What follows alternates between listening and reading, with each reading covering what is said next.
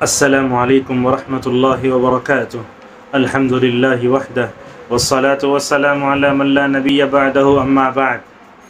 کل ابن رجب حنبلی رحمہ اللہ کی کتاب ہم پڑھ رہے تھے لطائف المعارف، جو کہ ہر موسم کے اعتبار سے انہوں نے ماشاءاللہ چیزیں جمع کر دی ہیں۔ علماء تو اس کتاب کے بارے میں کہتے ہیں کہ یہ کتاب ہر خطیب ہر عالم کے بارے میں جو ہے ہونا چاہیے۔ معزز ناظرین، محترم حضرات و خواتین، ہم انشاءاللہ اس درس میں آپ کے سامنے محرم کے روزے کے جو 4 مراحل نبی کریم صلی اللہ علیہ وسلم نے طے کیے وہ مختصراً بتائیں گے۔ اگر ہم احادیث کا حوالہ دینے جائیں گے تو بات لمبی ہوگی، تو آج دنیا لوگ سمٹ گئی ہے اور لوگ جو ہے شارٹ اینڈ سویٹ جو ہے پسند کرتے ہیں۔ اسی لیے ہم انشاءاللہ 4-5 منٹ میں ہم اپنی گفتگو کو جو ہے سمیٹنے کی کوشش کریں گے۔ لہذا علامہ ابن رجب حنبلی رحمہ اللہ کہتے ہیں کہ نبی کریم صلی اللہ علیہ وسلم نے جو محرم کا روزہ رکھا عاشورے کا، اگر ہم آپ کی احادیث کو دیکھتے ہیں تو ہمیں 4 مراحل معلوم ہوتے ہیں۔ پہلا مرحلہ ہے مکے کا، صحیح بخاری 2002 اور مسلم 1125۔ آپ اس میں دیکھ سکتے ہیں کہ قریش بھی عاشورہ کے دن کی تعظیم کرتے تھے۔ اس سے معلوم ہوا کہ اس دن کا احترام یہود کے زمانے سے ہے، اور آپ نے مکے میں روزہ بھی رکھا مگر روزہ رکھنے کا حکم آپ نے نہیں دیا۔ غور سے سنیے، آپ نے مکے میں روزہ رکھا مگر آپ نے مکے میں روزہ رکھنے کا حکم نہیں دیا، لہذا یہ پہلا مرحلہ ہے۔ دوسرا مرحلہ ہے، ابن عباس رضی اللہ عنہما کہتے ہیں کہ آپ مدینے کو تشریف لائے تو آپ نے مدنی معاشرے میں یہودیوں کو روزہ رکھتے ہوئے دیکھا، تو آپ صلی اللہ علیہ وسلم نے روزہ رکھا، اور ابن عباس کہتے ہیں وَأَمَرَ بِصِيَامِهِ، اور آپ نے روزہ رکھنے کا حکم بھی دیا۔ یہ دوسرا مرحلہ ہے۔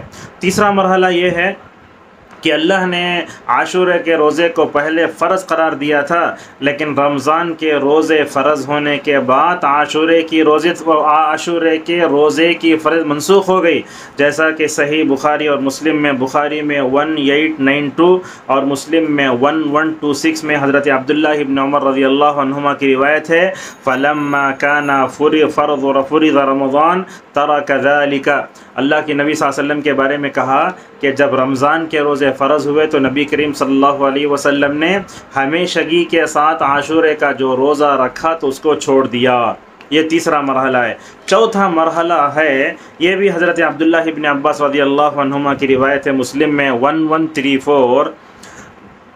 جب اللہ کے نبی نے روزہ رکھنے کا حکم دیا تو ماشاءاللہ صحابہ کی فہم پر قربان جاؤ، وہ جانتے تھے کہ نبی نے ہماری تربیت کی، تو نبی نے امت کو قدم قدم پر کیا کیا، یہود و نصارہ کی مخالفت کا حکم دیا۔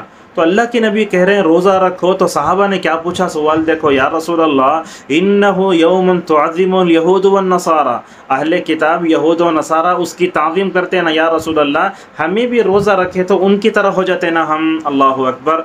یہ نبی کی تربیت صحابہ میں کیسی آئی دیکھیے۔ آپ صلی اللہ علیہ وسلم نے کیا جواب دیا صحابہ کے سوال کا، فَإِذَا كَانَ الْعَامُ الْمُقْبِلُ إِنْ شَاءَ اللَّهُ ثُمَّ التَّاسِعَ۔ ٹھیک ہے، تمہارے اندر یہ سوال آیا نا کہ میں نے تم کو زندگی کے مختلف موقعوں پر میں نے تم کو یہود و نصارہ کی مخالفت سے روکا ہے، اب تم یہ سمجھ گئے کہ جو ہے مشابہت اختیار ہو رہی ہے ہماری عبادت میں ان کی عبادت میں، انشاءاللہ آئندہ سال زندہ رہیں گے تو 9 محرم کا روزہ رکھیں گے۔ راوی حدیث کہتے ہیں اللہ کے نبی صلی اللہ علیہ وسلم نے کہا، لیکن اس سے پہلے اللہ کے نبی صلی اللہ علیہ وسلم خالق حقیقی سے جا ملے۔ ان تمام احادیث کو رکھ کر علامہ البانی رحمہ اللہ کہتے ہیں کہ محرم کے روزے کے 2 مراتب ہیں۔